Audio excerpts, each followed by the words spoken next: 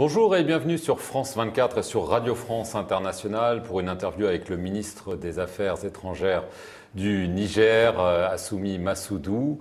Bonjour Monsieur le Ministre. Bonjour. Et avec moi pour cette interview, Christophe Boisbouvier de RFI. Monsieur le Ministre, bonjour. Bonjour.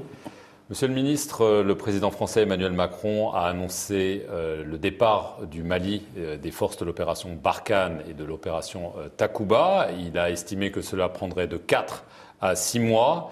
Ce vendredi, la junte a réagi en, je la cite, invitant la France à retirer sans délai les troupes de Barkhane et de Takuba. Quelle est votre réaction à ce qu'on peut appeler une mise en demeure ? Bon, je n'ai pas de réaction à cela. Moi, je m'en tiens au fait que, en toute responsabilité, ces forces-là quitteraient le Mali de manière ordonnée. Puis, c'est tout ce que j'ai comme commentaire. Je n'ai pas de... Par contre, ce qu'elles vont créer, nous connaissons ce que ça va entraîner pour le Niger. C'est-à-dire que, vous savez qu'aujourd'hui, nous avons une accalmie à la frontière du Mali. Dans le nord Tillabéri, nous avons une accalmie. Parce que de l'autre côté de la frontière, vous savez que nous n'avons pas de force malienne, nous n'avons pas d'armée malienne de ce côté-là de la frontière. Nous avons l'armée française et les groupes terroristes. L'armée française, Takuba et les groupes terroristes. Et aujourd'hui, nous avons une accalmie sur cette zone à cause du travail efficace mené par Takuba et par Barkhane. Et évidemment, leur retrait va entraîner une pression plus importante sur nous, alors qu'aujourd'hui nous avons l'essentiel de nos forces vers la frontière burkinabé parce que l'action des forces françaises et des forces européennes nous a permis d'avoir l'accalmie, l'action efficace bien sûr. Donc cela va entraîner forcément une pression plus grande. Surtout si c'est sans délai. Bon, sans délai. Je maintiens au fait que des troupes se déplacent de manière responsable. Je ne m'attends pas et je ne souhaite pas faire le commentaire là-dessus. Je ne crois pas que des gens qui n'existent pas dans cette zone pourraient les faire partir sans délai. Donc, nous avons de notre côté de la frontière cette pression-là qui va s'accroître et nous pensons que cela nous commande à assurer davantage, à avoir un souci encore plus fort de la sécurité de notre pays. La frontière du Mali avec Niamey, cette zone où se trouvent les combattants de l'UIGS, les terroristes, c'est à 200 km de Niamey. De ce côté-ci, vers le Burkina, les combattants de l'UIGS qui se trouvent au Burkina sont à moins de 100 km de Niamey. Ça nous donne une responsabilité plus grande. Vous comprenez que pour nous, la défense de cette zone est une priorité absolue. La responsabilité du président de la République et du gouvernement, c'est d'assurer et de donner la sécurité aux populations. C'est ça notre responsabilité. Et c'est pourquoi nous accueillons tout allié, tout ce qui viendra nous renforcer et renforcer notre sécurité sur cette ligne.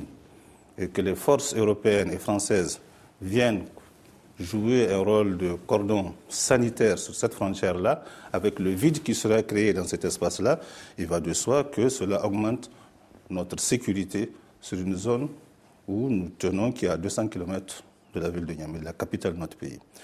Avec le départ des Français dans cette zone, il va de soi que les terroristes, ce sera un appel d'air pour eux.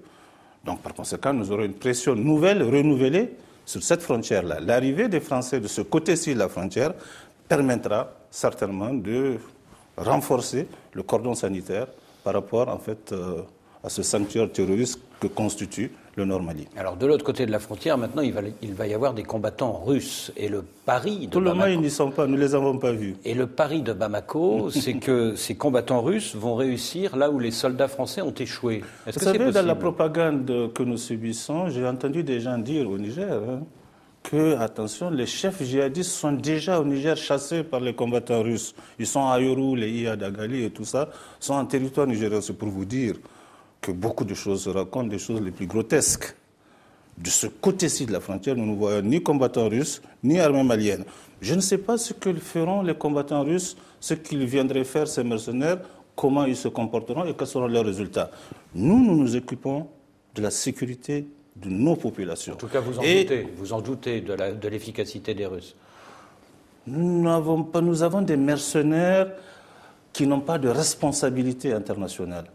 C'est un phénomène nouveau dans notre espace et nous pensons que cela, sur le plan éthique et sur le plan diplomatique, sur le plan de la paix dans la région et de l'organisation de la responsabilité des États, c'est des gens qui n'ont aucune responsabilité vis-à-vis de qui que ce soit, qui sont des forces irrégulières et des forces nouvelles dans cet espace que nous ne connaissons pas.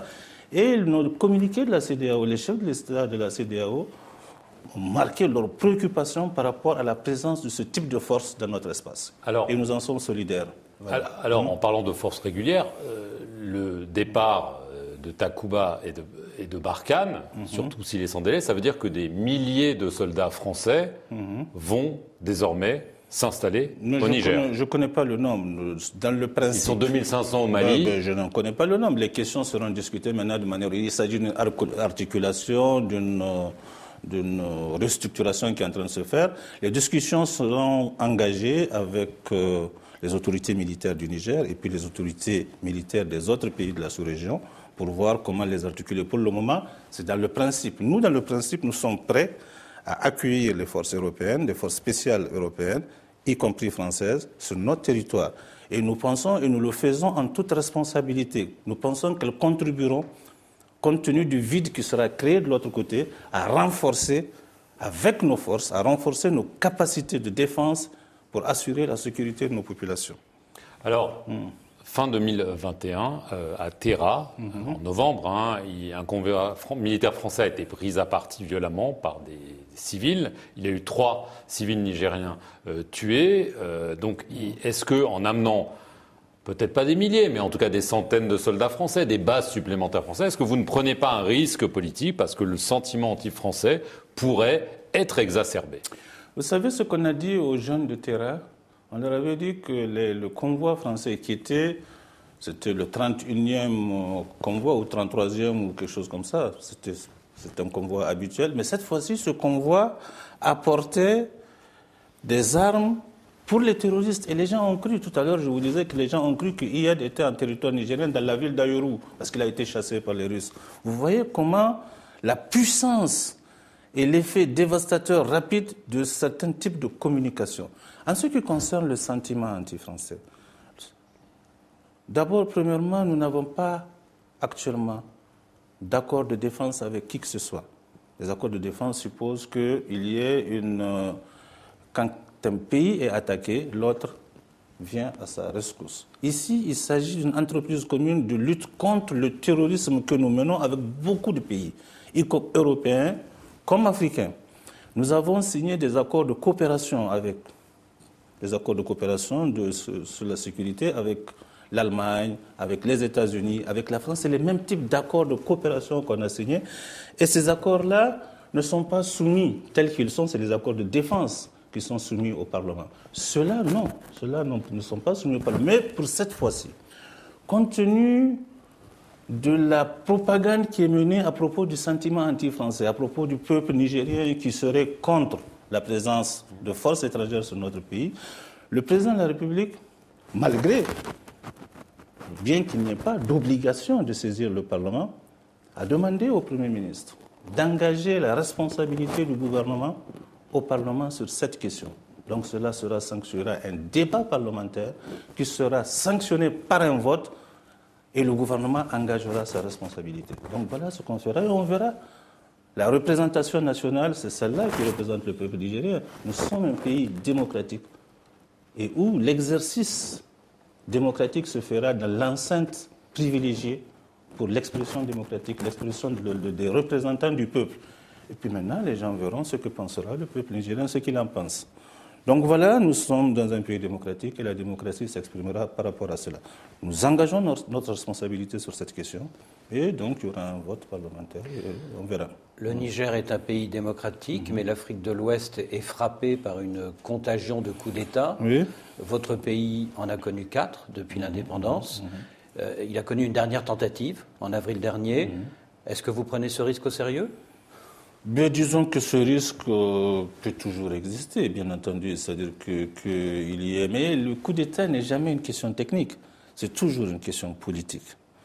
Et nous savons que les conditions les conditions actuelles au Niger, les conditions d'expression démocratique, de fonctionnement de nos institutions, la solidité de nos institutions est telle que nous ne pensons pas que le peuple nigérien ait un sentiment de rejet au point où cela créerait des circonstances favorables à un putsch. Ce qui s'est passé au Mali, les 3 putschs qu'il y a eu depuis 2012, c'est la faillite totale de l'État face à un pays qui a perdu le 2/3 de son territoire.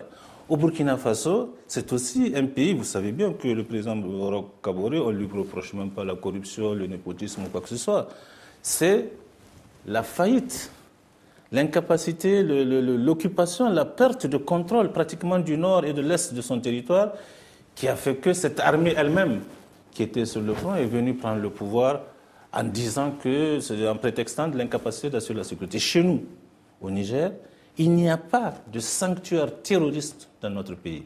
Voilà pourquoi nous ne partageons pas les mêmes situations que le Mali, qui n'a pas de contrôle sur les 2/3 de son territoire, ou que le Burkina, où il y a eu un effondrement, il faut le dire réel, du nord de ce pays. Et c'est les mêmes armées qui ont échoué, qui viennent prendre le pouvoir.